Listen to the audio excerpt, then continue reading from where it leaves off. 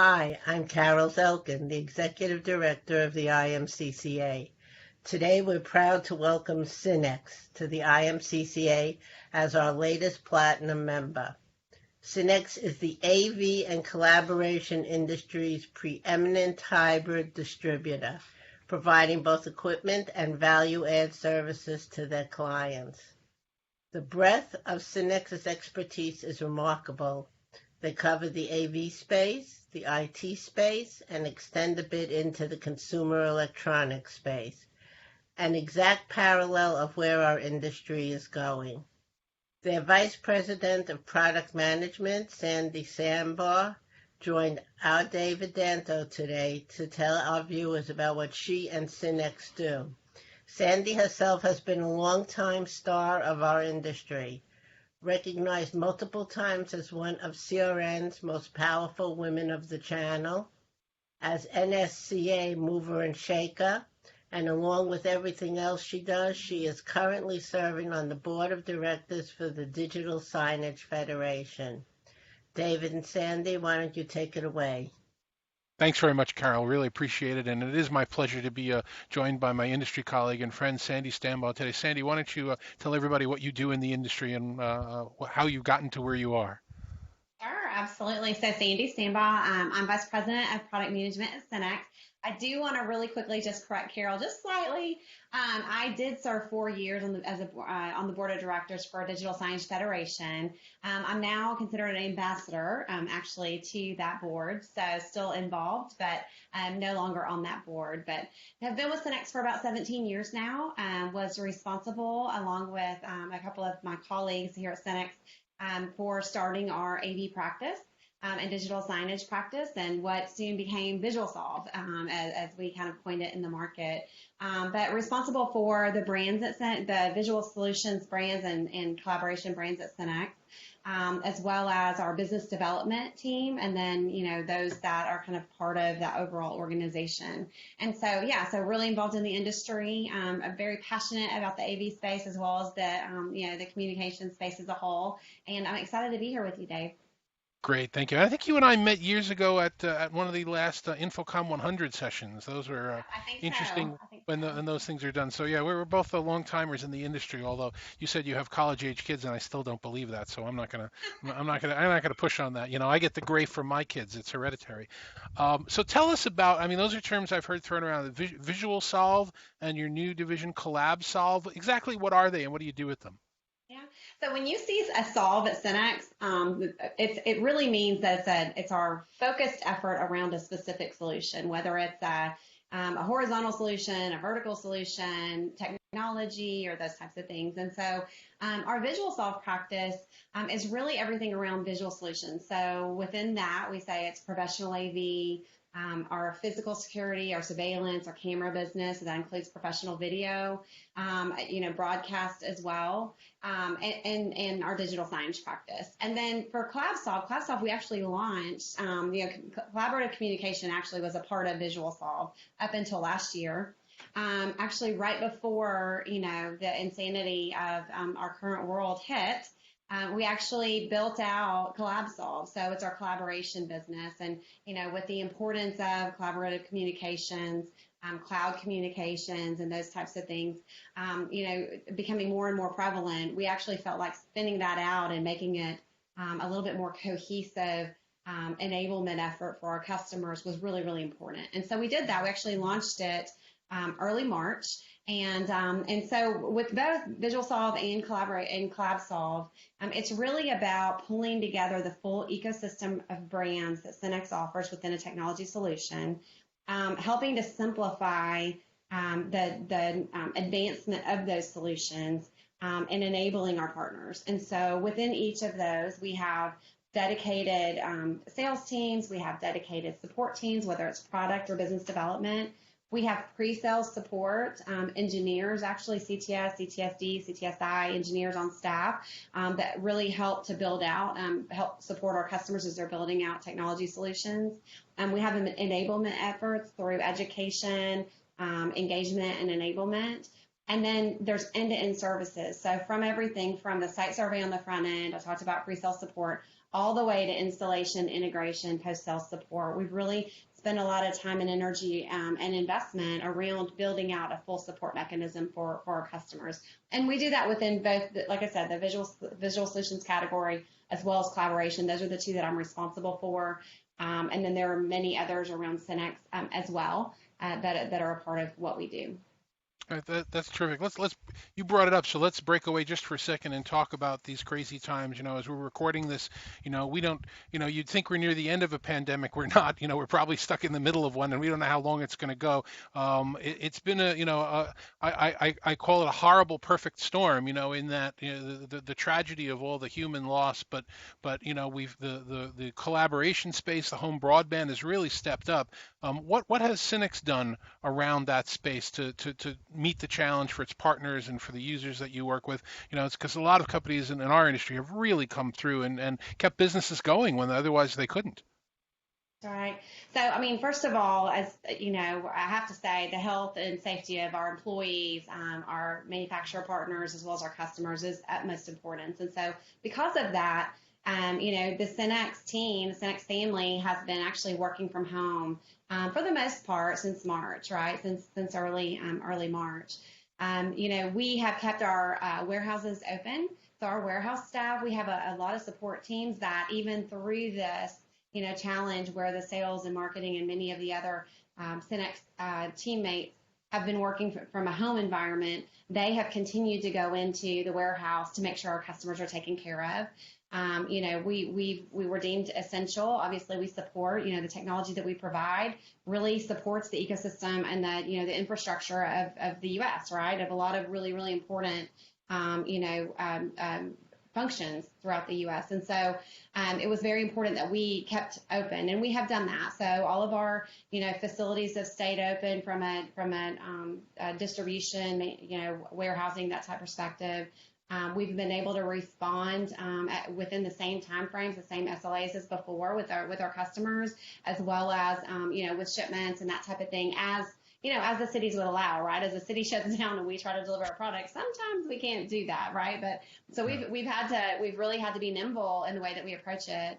I think that the most important the most important thing that we've had to really keep in mind is just, this is an ever-changing situation, right? It's changing constantly. And so being able to move quickly to anticipate challenges that might exist within supply chain for our customers, challenges that, new business opportunity, right? So as we were talking about things like the thermal sensors and occupancy management and, the types of technologies that are needed in some of these environments. Being aware of and then being able to educate our partners about those types of things, as well as things like budgets and, available dollars and funding streams, as well as putting things in place like, extended financing terms or, things like as a subscription or as a service offerings, and really enhancing those with, delayed first payment to really give our customers the tools they need in their toolbox to support their end customers, throughout this time. So yeah, we've really been, our team's worked really hard. So, and it's been really important to us that we are, that we didn't miss a beat and that we're there for our customers, and that, we're really responsive and also nimble in the way that we approach and come alongside them, to make it through this together. Yeah, I talk to other colleagues in the collaboration space, and a lot of people, as you know, for tragic reasons, are out of work or not doing very much right now, and we're 3 times as busy as we ever have been between demonstrating this and then working with our partners and making sure they're there, and working with our families to say this is how you do a Zoom call for your happy hour. And it's we're not getting any breaks or vacations. It's just been really amazing, 40-hour days instead of 40-hour weeks. So it's interesting. It is such a pleasure to add Synnex to the IMCCA and have you join us. You're one of the few firms in the AV industry that has actually looked and made that pivot and that transition to where you're certainly focused on traditional AV these skills, but you're also looking at consumer electronics, you're also looking at IT, because you realize it's a bigger picture and you have to adapt to that. Well, what are your thoughts about why so few integration and manufacturing firms in the AV space have really been able to embrace how that market is changing in technologies and realize they're part of IT and part of this greater technology piece? Yeah, I think it's a really important part of, what Synnex brings to the table for sure is the expertise that we have internally around areas that are somewhat foreign to, many of our specialized partners, things like cloud, networking, infrastructure, secure networking, those types of things. And you're right, the consumerization of IT and AV is a real thing. And we've seen that trend for some time and the impact that that's had on, our partners and our overall business. Similarly, networked AV is really critical. And, there's no better example than the world that we're living in right now, right? So we very quickly had to migrate to, cloud communications and, networked, leveraging the benefits of networked AV, through this time. And so really, really important part of, again, we've got experts on staff at Synnex to support our customers through this. I think one of the big challenges is an investment, right? And it's an investment into the unknown. And so I think that, just it's human nature for us to get caught in our comfort zone a little bit. And as we're pivoting and kind of understanding those complementary and adjacent spaces that would benefit our overall business, I think sometimes we're a little reluctant to do that, and we want to be the expert. And so that's where we've really worked hard within Synnex to make sure we have experts in place to support our customers, to help stand them up in areas that allow them to not have to say no to their customer. And then once they get to a point where they have a better comfort level, whether it's through our certification trainings or our enablement activities or just leveraging the resources that we have, at that point, then, we feel like that puts them in a solid position to make the investment to expand their existing practice. And so, we're big fans of kind of meeting our customers where they are. And just making sure that, we're a consultative partner through the process. Well, having made that pivot certainly put you in a better spot to ride out this next normal when a lot of integration firms and other organizations just, had no business because nobody was going anywhere. It put you guys in a position to be able to continue and do everything. So we're squarely in what people are calling the next normal now, or the new normal, or whatever you want to call it. I don't think normal is ever going to be the same again. I've said in a couple of presentations already this year that that we're only really going to recognize the change we're living through now, like 5 years from now, if we all survive. We'll look back and say, "Wow, look at everything that happened here." But what do you see this next normal as being? What is the big trend, the big change, and how you guys are adapting to it, or do you think it's just going to go back to being business as usual? I don't think that we'll go back to what we knew as normal. And frankly, I don't think we're going to want to. I think that, I think hybrid is the new word and reimagining the insert space is the new approach. And so I think that, some sort of hybrid approach to a physical and virtual environment, I think that that's what we'll see in most spaces. I think there's so many benefits that we've been able to realize from this virtual environment. I was just taking my son to the doctor, and the doctor, he's going off to college, and the doctor wanted to have a follow-up in a month, and he said, now I don't have to wait till he comes home for Thanksgiving. I can just talk to him while he's at school, which is a technology that has been there, and he had the ability to do that before. But again, we're all in our comfort zone, and this situation has really forced a lot of us outside of that comfort zone to realize the benefits of a hybrid environment. And, so I think that that's really important. We have an advisory council that leads our efforts around our Visual Solve and Cloud Solve, business units. And they're integrators, of all shapes and sizes, from across the country. And, we meet with them at least once a month, and they give us a lot of feedback on, the things that we should be considering.